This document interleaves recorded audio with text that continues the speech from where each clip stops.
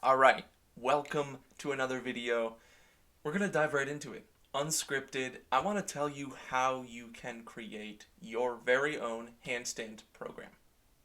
Now, the question why you need a handstand program is a valid one, and I've asked myself this. I think the best answer is to keep you on track. If you can visualize the end result, let's say that is a handstand that you can hold, not even an amount of time in the hold, just you can do the handstand consistently and you can hold the handstand. Now, you have the set result in mind, and how do you get there?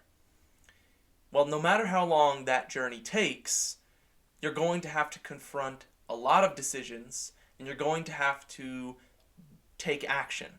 Now, taking action is something you have to do for a very long time, potentially, until you achieve some sort of result. And whether or not that's your desired result, and then you have to adjust your actions, this should all be captured. I mean, that is the essence of a handstand program, or a program in general. It's to guide your actions. And then your actions get you a result, and whether or not that result is the one you want is based on your feedback mechanism, or how are you perceiving that result. So in simple terms, you need a program to keep you on track to achieve eventually the goal you have set and visualized all the way back at day one. Now, that program does not have to be complex. In fact, I'm going to make a little argument here and show you the tool that I like to use for programs that I've been experimenting with and have had success with. So here's my tool. Do you recognize these? It's a little post-it note.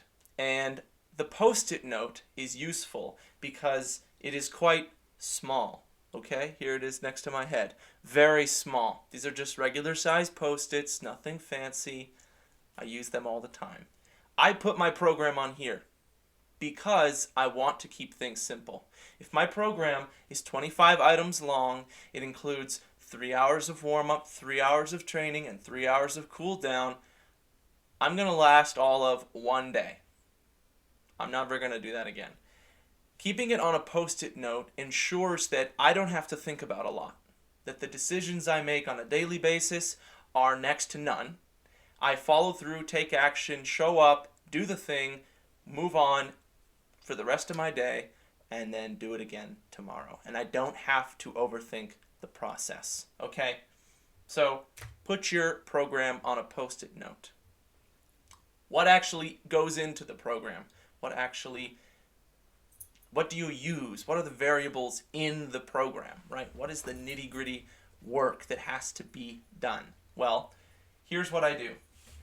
I have a list of targets here. Now, these targets are organized into the base strength, and then balance, following with shapes, ending with press.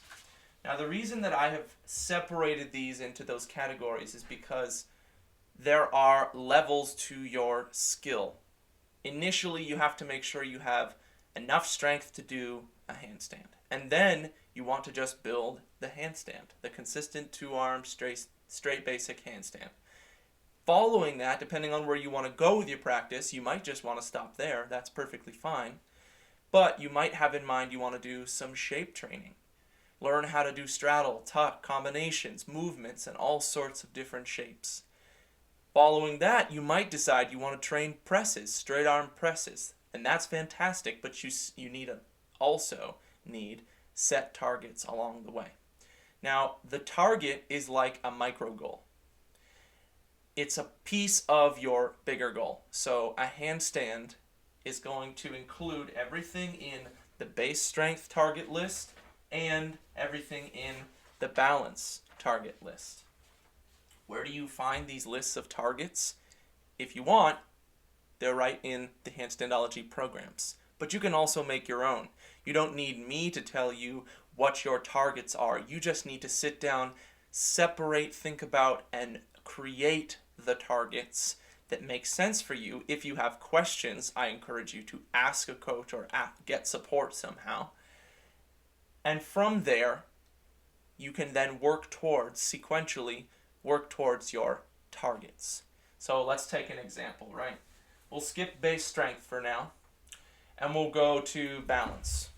First target, 30-second elevated pike. The elevated pike is a position you can work up to. Maybe you're only strong enough to hold 10 seconds right now. Obviously, you need to spend more time on that. You get the 30-second elevated pike. Check that off the list. Tripod. Put your hands on the ground, set up for the tripod. You do your 30-second tripod. Great, that one was easy. 30-second back to wall handstand. You're just going to kick up and hold that back to wall handstand for 30 seconds. It might take you a few days or a few weeks to get there. That's no problem at all. You work your way towards that 30 seconds. You work on it as often as you can, ideally daily, as frequently as you can. Check it off the list, move on to the next. Heel pull-offs, toe pull-offs, floats, 1-second kick-ups, and so on. And we build the handstand sequentially, but we are working towards tangible results. I have XYZ result. I feel confident in my ability to then take a step forward and shoot for the next result. And if the feedback you're getting, or the results you're getting are not what you like, then you can ask one of two questions. Is the work I'm doing going to get me the result I want? Or is the result I want not exactly what I now think it needs to be? Does that result, originally intended result, actually matter as much as I thought it did? And if not, if the answer is no, change that freaking thing. It doesn't matter. It doesn't matter. It just sets you on a path, and then your taking action makes you move towards result. I hope that makes sense to everybody. So the same things are applied to shapes and presses. I'm not going to talk through those targets list, but just know they are there within the Handstandology programs. And guys, that's how you do it. You put that on a post-it note. As far as numbers, reps, sets, that stuff is all unique to you. And you get that, you establish those things through self-experimentation. Self-experimentation. You first. Your experience is the only true experience that matters. So take your experience and analyze it. Ask yourself the question, what do I need more of? What do I need less of? That's one way to do it. Second way to do it is work with someone. Get support in the process along the way. That person is going to ask you questions that make sense to you because they have already been through the journey. They can therefore comment on the journey you're going through because they have experienced that already themselves. And that is a serious advantage to have in the world of handstand training, but also just general learning. Having someone to guide you along the journey, a coach, mentor, teacher, whatever, it's how everyone learns to some degree. It's not really a great way to put it. It can make or break your situation. And I think it's an incredibly valuable investment to make. That's another video, so we'll leave it at that. But I hope this has helped. It's a pretty simplified version of handstand programs. Now, if you want to build a little flexibility program, put that on a post-it note. Set those two side by side. Do those things. Bodyweight strength program, set that on another post-it note and do those things. And then you can use your post-it notes, step back, and order them day by day by day for a week, right? 7 days or even a month if you want to plan ahead like that. Okay, we're going to call it there. It's under 10 minutes. Thank you for joining me. Let me know in the comments what you think about handstand training and making your program simple. The less complexity, the better.